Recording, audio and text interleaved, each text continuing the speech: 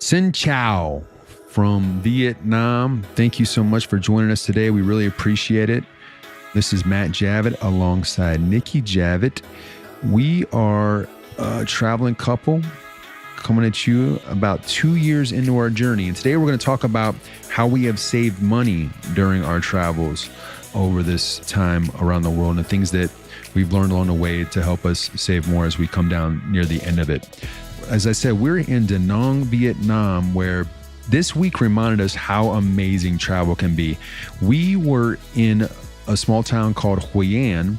We were going out to have dinner with a couple that we met 2 years ago. Just as we kicked off our journey in Chile, we met them in the south of Chile near Patagonia, where they were traveling for their honeymoon. We met them at a dinner there randomly, stayed in touch for 2 years, and then we just, as they were traveling in Vietnam, we had dinner with them again, and that was a fun time we had. But we were going out there to meet them in Hoi An, and as we were going out to meet them, I was actually going to try to find a sport coat, and we were just walking along the street, and then across the street, Nikki spotted a guy that she was like, I swear we know him. And as he looked at us, he was making eye contact at us, and I was my face was in my phone trying to figure out where we were going with the directions. And I looked up, and immediately we recognized each other.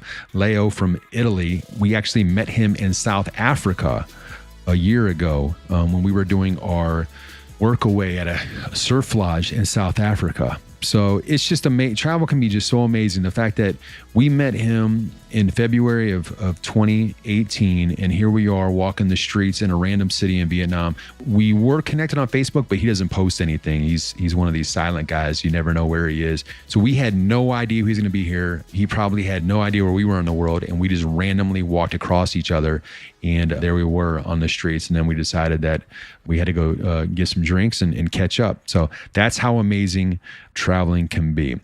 As always, you can catch up with us and all of our journey that I just described. I guess the best way now is we just recorded episode 45.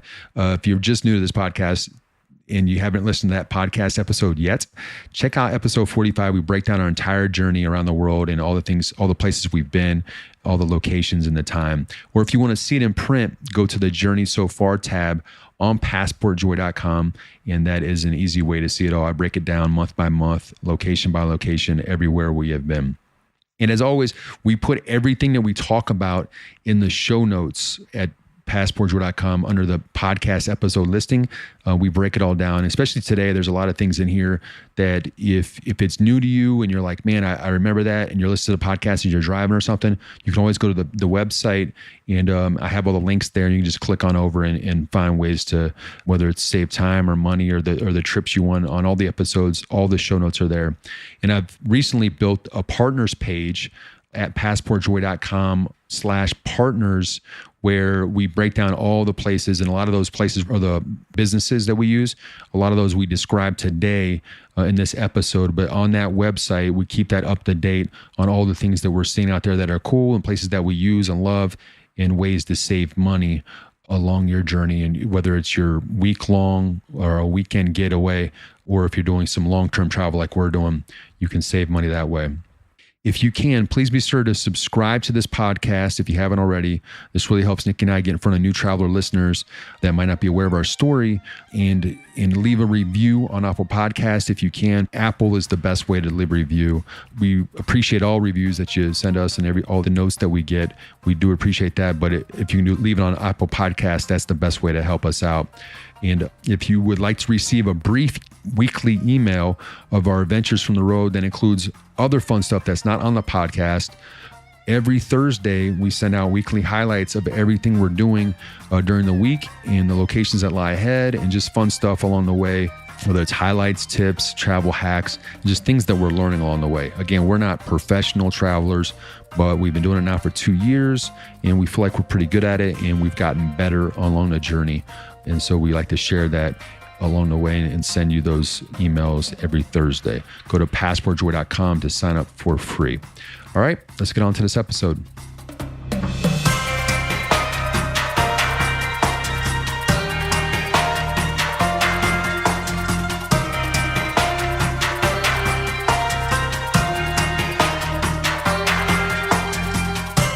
All right, we are coming up on 2 years of travel. And so we wanted to share a list of ways that we've saved money while we're traveling. We've gone over some or most of this at one point or the other, but we just wanted to revisit it as you might be looking at your 2019 plans and thinking about ways to save money. This is how we've done it over our 2 years consistently. We are by no means budget travelers. We've met budget travelers on the road. We do not put ourselves in that category, but we do have a budget and we stick to it. So that's part of our need to do a lot of these things, is to understand what that number, we built a number and then sticking to that number the best we can. It does ebb and flow based on the location that we're going to, because some places are more expensive. Some parts of the world are more expensive than others. But in all those places, we try to be as cost conscious as we can in order to keep our number down. And so we can still enjoy the activities, but also not bust our budget in a particular area or a particular country. Yeah, I wanted to kind of piggyback off the whole budget traveler thing. So we will talk about this later on in the episode. We do carry a backpack, but we are not backpackers. And so there's a big misconception there too. So the only reason we really carry a backpack is just so we don't have to check our bags in, and we'll go over that later on in the episode. But there is a big, huge difference between backpackers who are kind of like, I guess, going around the world and backpacking in different locations and kind of going from hostel to hostel, or, maybe campsites, or what one would even, consider the definition of a backpacker. But we are not that either. So I did want to put that out there too, for those of you who are listening or may just be tuning in. But yeah, okay. Yeah, we're definitely not that. But as we talked about before in the past, people usually ask, one of the first questions is, well, how do you stay? Logistically, where do you guys stay? For the most part, Airbnbs is our number one choice. And we do a mix between shared accommodations and our own stay. It's probably 70-30 at this point, more by ourselves based on the duration we've stayed in cheaper parts of the world. But in some of the more expensive parts of the world, we've stayed with people. I mean, those are extremely enjoyable and a lot of fun because you get to meet people and you get in the, communities rather quickly and get tips and everything. But we usually look for, depending upon where we are, like now in Southeast Asia, our target number is usually around $30 a month or less. And those are nice. Those are nice places. We put a few of those online before on videos. Those are really nice. Currently, based on the average, I think our current stay is about less than $20 a day. That's in Vietnam. And it's nice. It's a big, nice shower, hot water, air conditioned, huge bedroom that's closed in, a kitchen, large fridge. So you get all the luxuries that you want, that you're used to, but and it's very secure. And a washer as well. So it depends. So these parts in the Southeast Asia part of the world, $20 to $30 has been our target. And then when it comes to Europe, it was typically 50-ish. And in a lot of those times we were staying with people, a little bit higher. And then mixed in with that, we've done a few hostels, not many. And then we've also, as we talked about before, we've mixed in a couple of trusted house sits, pet sits, which means we've watched animals for the exchange of getting a free stay. So we've done this in Zurich, Switzerland, and Singapore. And both of those places are extremely expensive, probably two of the more expensive places on the planet. So we had the luxury of having, both places were for 3 weeks. We had the luxury of having a free accommodation, and we watched their animals. In Zurich, it was 2 cats. In Singapore, it was 1 dog. And we had all the responsibilities that came with that, along with watching our home.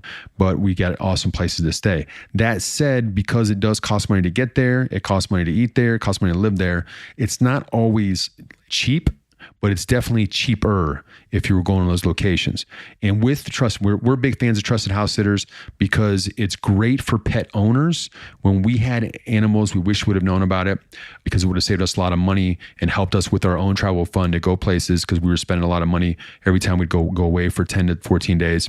But it's also great for travelers wanting to go to places that they might not be able to afford that can stay there. And there's places that we've seen house sits, depending upon where you are in your travel dream planning phase. We've seen house sits that are like 4 or 5 months long, where you can go to countries that has the visa available that you can do that, and you can stay there for 4 or 5 months. And if you can do something like that, if you have an occupation, if you're a developer or something, if you do something online that you can take your computer and work somewhere else in the world, and you can do something like that, that might be extremely appealing. And then you could really save money because you get rent, you get great Wi-Fi, you get everything you want for the expense of watching a dog or an animal during that time. So Trusted House Sitter is one that we're a big fan of that helped us save money as well.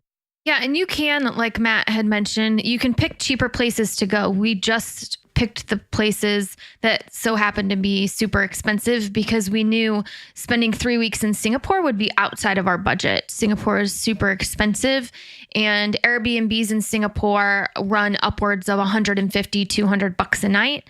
Not in our budget right now. So it was awesome to be able to watch this little min pin and be able to stay in this amazing condo. The condo we stayed in actually had a gym as well, and it came with all those amenities. So it was nice to be able to do that. And, we could have gone, of course, to another place in the world that would have been cheaper to stay in Southeast Asia, but we wanted to be in Singapore for the holidays. And we really wanted to be able to say that we did that and stayed in Singapore for an extended period of time because we loved it. Same thing, same situation with Zurich as well.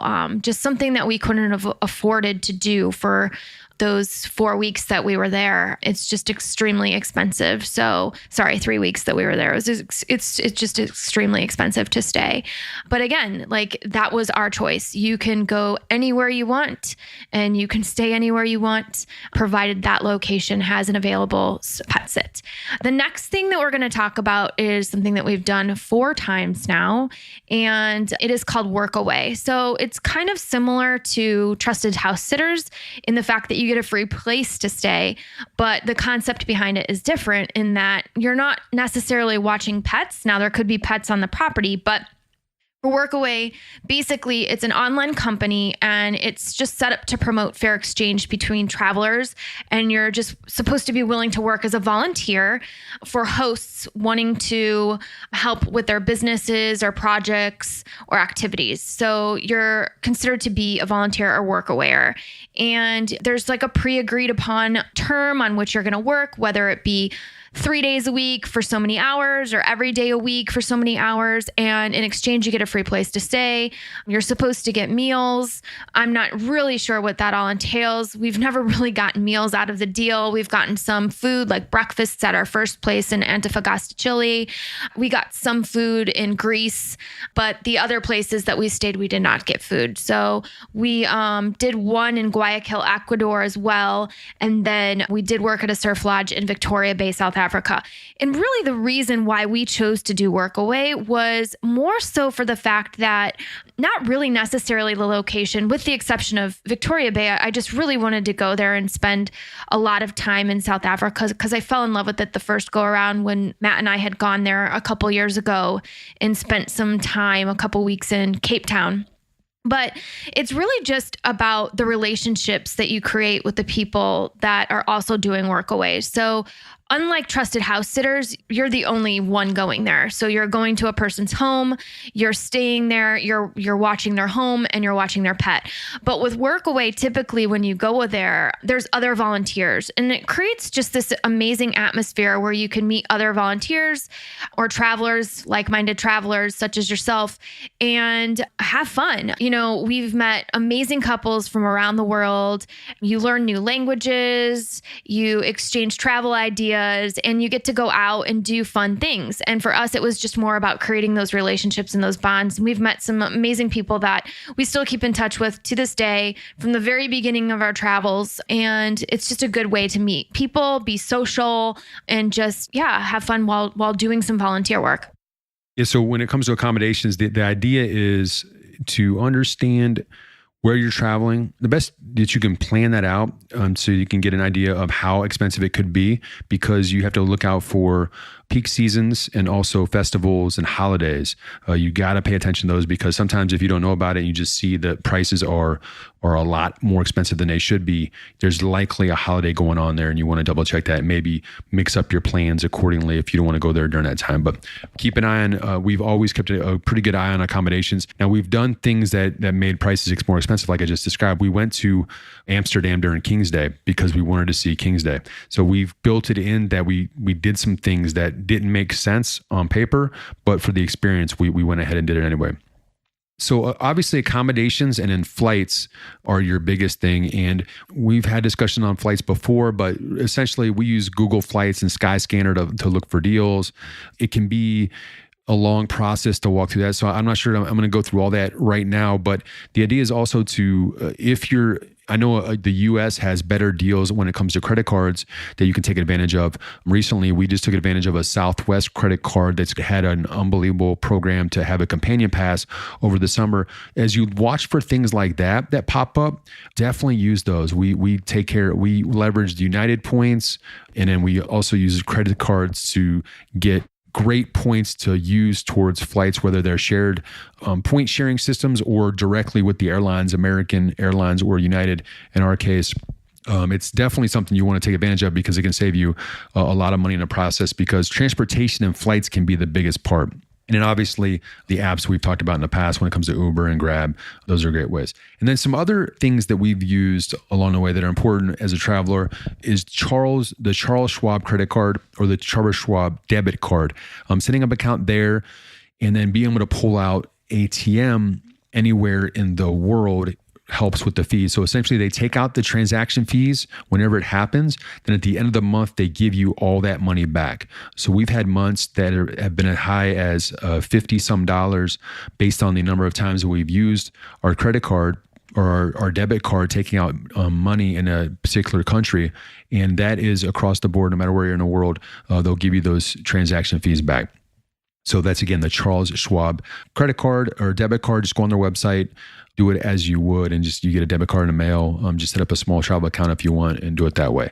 Project Fi is a phone plan we used before we left. This is probably more convenience than savings. It saved us money early on, and I guess because we've met some travelers recently that have really good plans from America.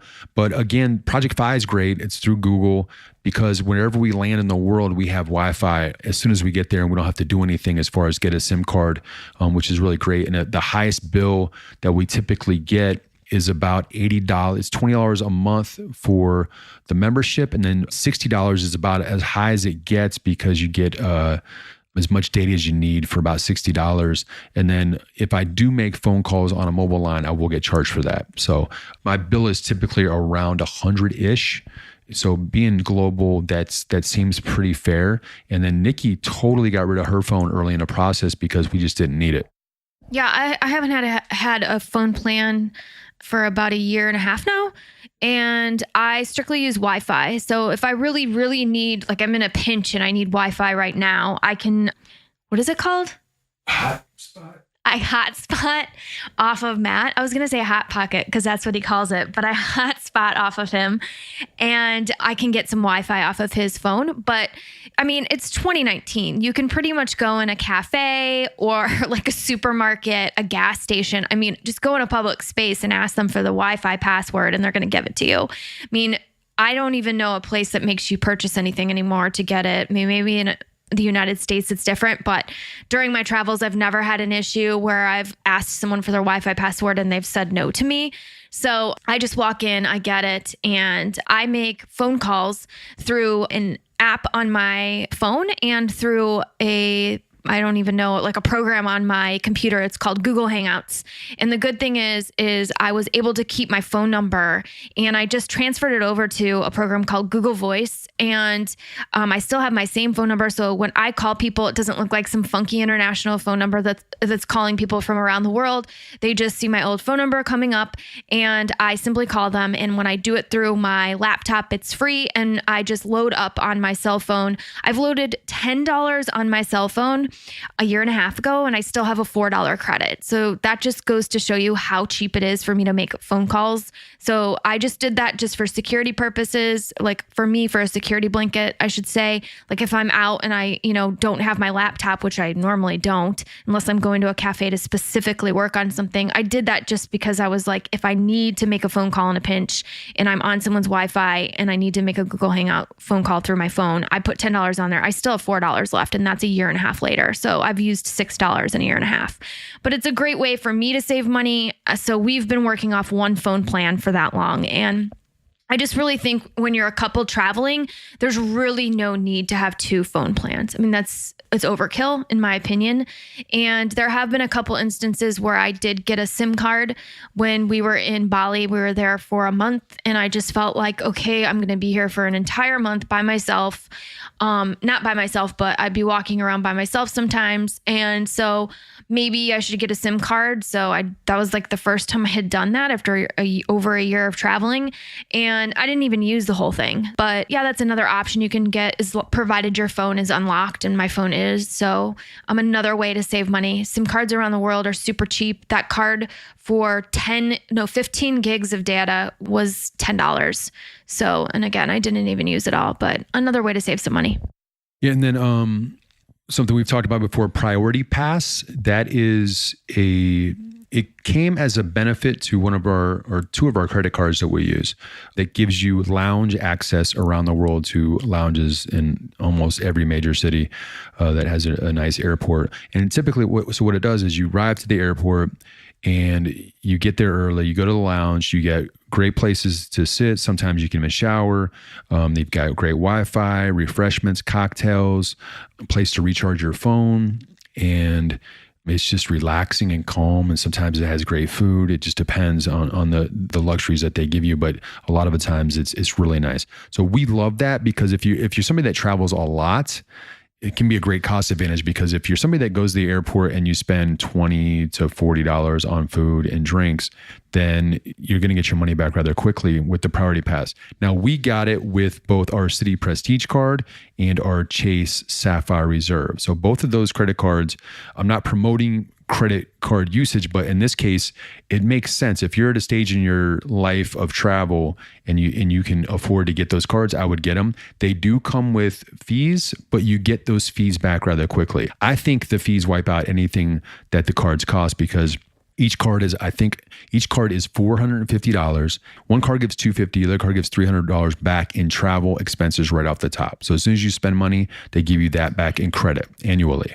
And then they also give benefits like a TSA or a global entry, which is each about $100. They give you the Priority Pass, which we make our money back in the Priority Pass rather quickly, because as many lounges we get to hit.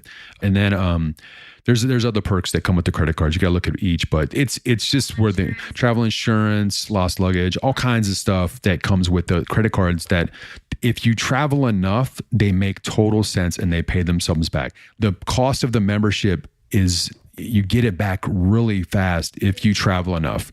So but that's how we get our Priority Pass free through those programs. And then we usually go to the airports early because we don't like to rush. We like to get to the airport, chill out, get a coffee or whatnot, a water before we get on a plane, to enjoy our flights that way. Do you want to talk about travel insurance? Oh, yeah. I mean, I just mentioned travel insurance because I think it's really the single most important thing that you should invest in before you leave. Anything can happen. I've had several times where I've been sick, and actually very sick, and I've needed to go to the physician, and these bills add up. I mean, it's hundreds of dollars. I mean, we've racked up thousands actually of dollars over the past couple of years just from me going to the physician. And without this, and your insurance company paying you back, it can really, put a dent in your travel fund. So I really think it's important to do your due diligence before you go, especially if you're going on long-term travel and you don't have insurance from the United States that's going to cover you while abroad, because God forbid something horrible happened to you, or like in my case, nothing horrible happened. I just had several acute illnesses that required me to go to the physician on several occasions, and it really, really added up. I mean, we're talking up to thousands of dollars. And so, if we did not have, or we were not covered by our travel insurance, that is out of our own pocket. And yes, it was definitely cheaper for us to go internationally, abroad. Medicine, I found doctors' copays are cheaper. And so a lot of you may be thinking this doesn't make sense to me. I'll just be in India and it's going to be cheaper to see a doctor, or I'll just be in Singapore and I'll just pay some, quick cash. But it adds up, believe me. I mean, one time I went to a physician, and just the one time I went was $500. And yes, in the States, that would have cost me thousands. And so it was definitely cheaper. But, that over and over and over again, it definitely adds up. And over the years, if you would have had insurance, it's completely covered depending if you choose the right plan. So we chose a company out of Carmel, Indiana. It's called Seven Corners. They've been amazing from the beginning, and they're available online to talk to all the time. And yeah, it's just a really important thing because the insurance companies, they not only will help you with things like that, but if something were to happen, like you needed an emergency medical evacuation, or maybe you had like you paid for some huge extravagant trip and it somehow got canceled, or it was interrupted because maybe a death back at home and you had to fly back home, and now you had to cancel all your flights for you and your family members. These are the types of things that these travel insurance companies will cover.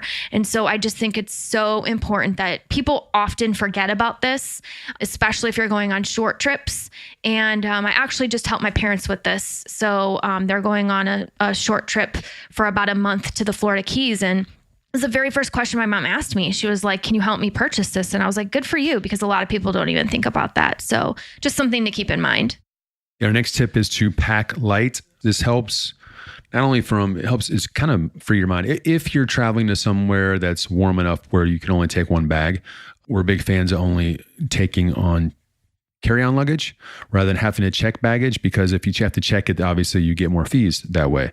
And then just being lighter when you travel is just more freeing and a lot more fun, and you don't have to just worry about all the, I guess, stresses that come with bringing all kinds of luggage. So packing light can save you money in that way. Investing in quality travel gear. I've got 2 pairs of pants that I've worn now for 2 years and 2 shirts that I've worn for 2 years. The shirts are Columbia, and the pants are Misman & Main. I don't think Misman & Main even makes those pants anymore, but they're supposed to be coming back with them because I've reached out and I've asked them about it, but they're supposed to be coming back with those pants. But the Columbia shirts are unbelievable, and I'm a big fan of those, but those have lasted me for 2 years and still going. I'll probably definitely wear them until I come home. And yes, I am sick of them, but they're good, and they did cost a little bit more in the States, but to not have to replace them for 2 years, it just, especially for me being a bigger guy, I just can't find clothes that fit all the time anyway. So to have those, it's been nice.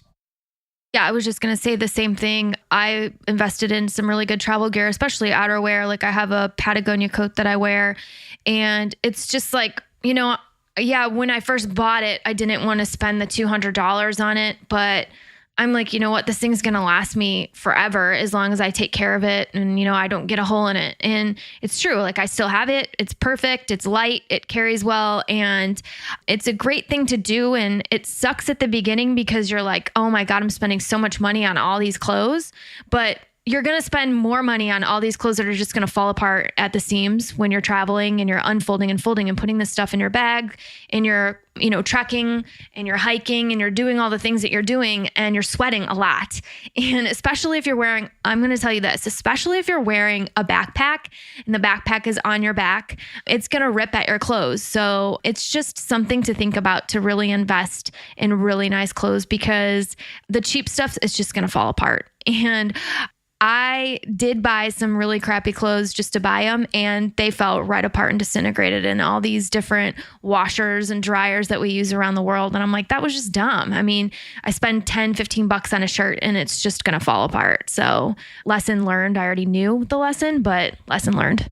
Next tip is around food. We've talked about this a bunch, but just the idea of don't be afraid to eat cheap street food, or even go out into local groceries, local markets, see where the locals are eating and go buy food there. If you have a kitchen you can cook it in, or if you're in a situation where you got a shared accommodation where you can cook with other travelers, or if you're a typical week or 2 week traveler and you're at a hotel or an Airbnb and you don't want to cook, but go to see where the locals go and go there. It'll probably keep your costs down, but also give you a more authentic experience, and knowing that it's clean, right? I mean, we've talked about this in the past, but if they're eating there, if there's a lot of people in there, if you're going to a place that only has 1 or 2 people, then those are some chances you take. But if you're going to a place where there's a bunch of locals, sometimes you'll know that the cuisine's good and you're in good hands there.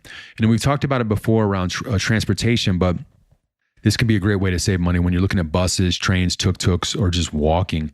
We like to walk a lot when we're in cities.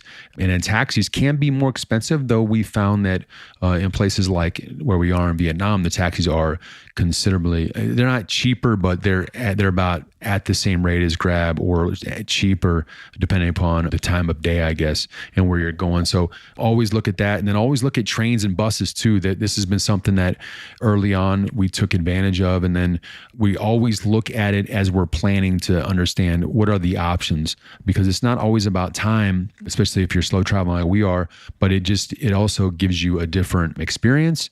And then it actually can save you some time too, if you're going 2 to 3 hours to a different city by train or bus. Instead of checking on and checking off, it might actually save you some money as well as saving time. And then as far as your accommodation and where you're staying, yeah, just always consider staying outside of the main city or central location. So we've done this a couple of times when we knew it was going to be significantly more expensive to stay in central location.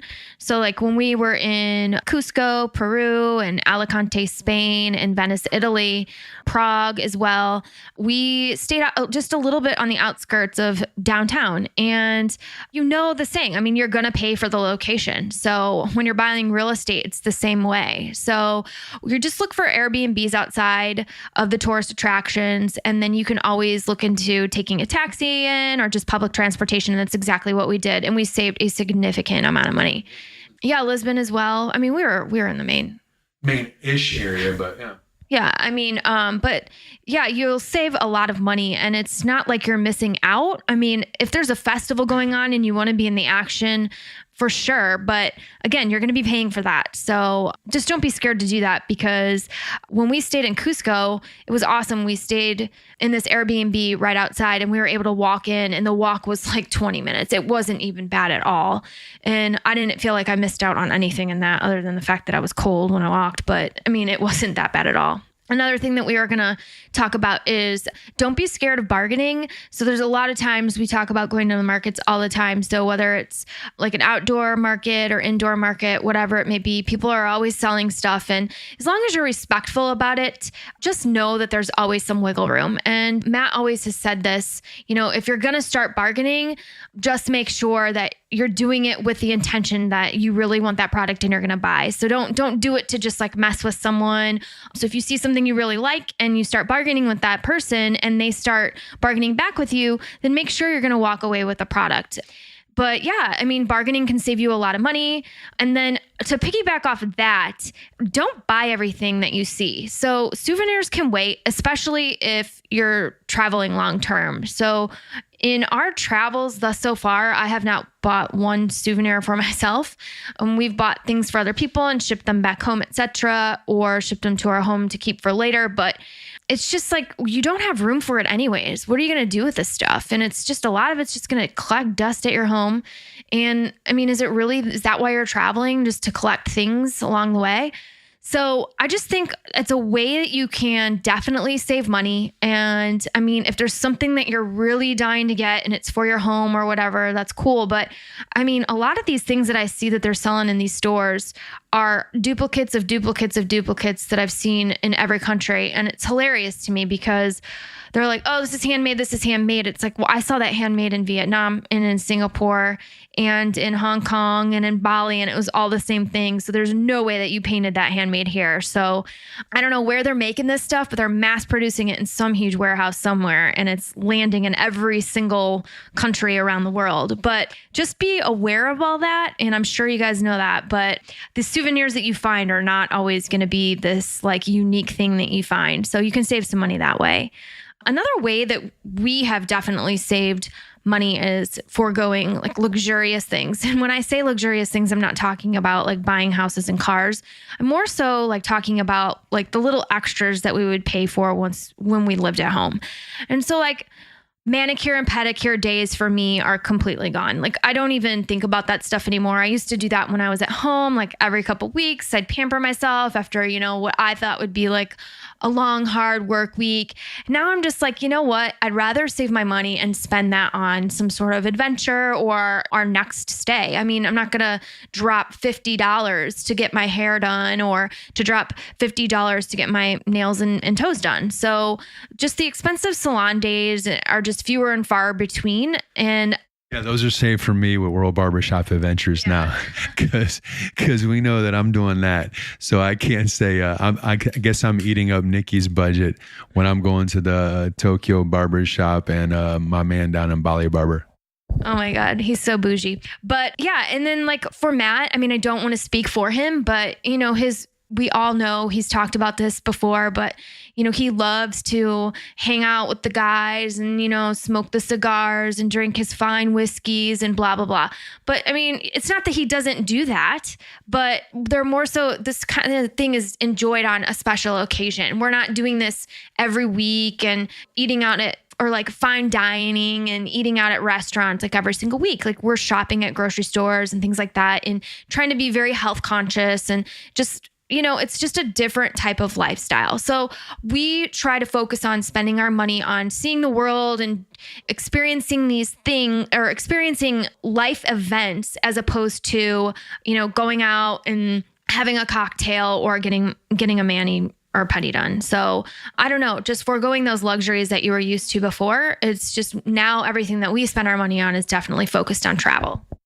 Yeah, but the tough part for me is the experience of smoking a cigar and drinking a bourbon is something I battle with, and I give in probably more often than Nikki does for her manicure, pedicures. Other thing is just look out for free activities. Obviously, I talked about Meetup before, meetup.com. That's a way that you can meet other people and do fun things with them, whether it's hiking or just meeting other people and learning a new language or going out to dinners and stuff like that. But also just doing outdoor type of activities, whether it's hiking, snorkeling, trekking, long walks through parks. Look for those things on your travels as well. I know sometimes it's harder to mix in if you're doing a shorter term travel, but if you're doing some long-term travel, those are definitely some days that you want to mix in. And then always talking to locals to get the insider tips and advice on things that you should see that might not hit all the lists that are fun to do, that are usually cheap because they know the good things to do that are at a cost basis. And then we're big fans of slow travel. We're going to talk about this more in the future, but the idea of traveling to less places and spending more time, because the transportation between those places is what's going to eat your budget. So if you're going to a certain part of the world and you're trying to see 4 or 5 cities over 10 to 12 day period, a lot of your time and money is going to be spent on airplanes or to and from the airport, when you could just spend more time in one location and really get to understand that place better, and then come back with a greater sense of that city or town. So that's just an idea. And that's a way that we've saved a lot of money, because we've hopped a little bit, and that's part of the podcast. What it's going to be about is the idea that we've gone to places for 2 to 4 days, but we've also taken advantage of spending 3 to 5 weeks in locations as well. And then some things that we have not done that have hit our radar that are important. Did you want to add anything else, babe, before? Yeah. The thing that we have not done that have been suggestions to us, and that we know that they're good ideas, but they might not just be right for us now or where we are at this stage of our life, or just based on our skill set and things like that.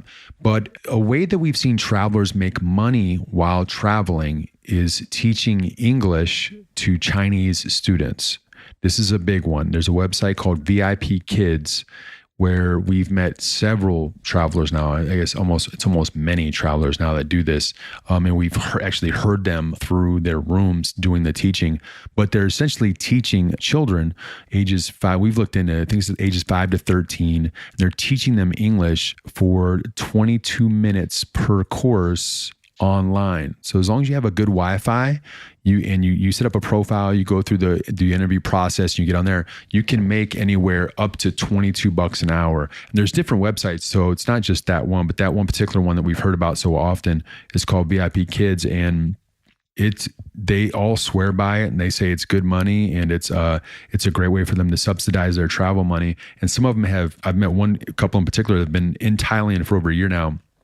And as a couple, they make enough to not only live in Thailand, but also to travel Southeast Asia full time and have a blast in the process. So that's something to consider. And we've met people that actually have turned it into almost a career, which it makes sense based on the money you can make. And it's your own business, so you can write the taxes off as you wish. But and the other thing too is a home exchange. The idea of if you find there's websites where you can swap housing. So somebody wants to come to Indianapolis, stay at our house. We want to go to Sweden, stay in their house. We both plan on traveling at the same times, swap your house. So that's something, again, we have not done, but we know it's a potentially good benefit and something you can do. And then camping, glamping, any of that. Nikki's not a big camper. It's something that I did prior to our marriage, but she's not a camper. But in New Zealand, we might get as close as possible to camping. We'll see how that goes. But she's giving a crazy face. But that would be the camping opportunity for us. So we'll see how that is, because I know there's opportunities in the outdoors there that's super cheap and beautiful from some of what they say. But yeah, we've met people that camp and they carry their luggage on the back, and they set up shop, and that's a great way to save money. If you're into that, you could probably save a ton of money, because there's a lot of places that do that. But that's really it. That's our high level, I guess, at the top. Just understand your budget and then work from there, and then really focus on that part of the world you want to go see, and then understand what the costs are, and then watch out for holidays, because they will get you.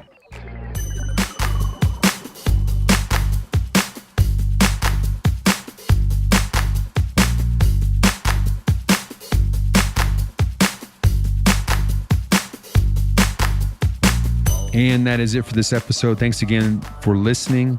Please be sure to subscribe, rate, and review if you have not done that already. We really appreciate it.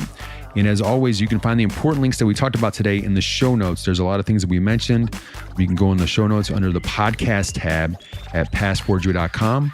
And that will have all the listings and the links that you need in order to save time and hopefully money on your next journey. And if you want to sign up for that newsletter that comes out weekly every Thursday, also sign up at the website, and then I'll give you all the things that we're going through in our travel plans coming up, and anything else we see out there that might find value in your inbox. We will be back with you next week for a new episode. Until then, safe travels wherever you might be heading next.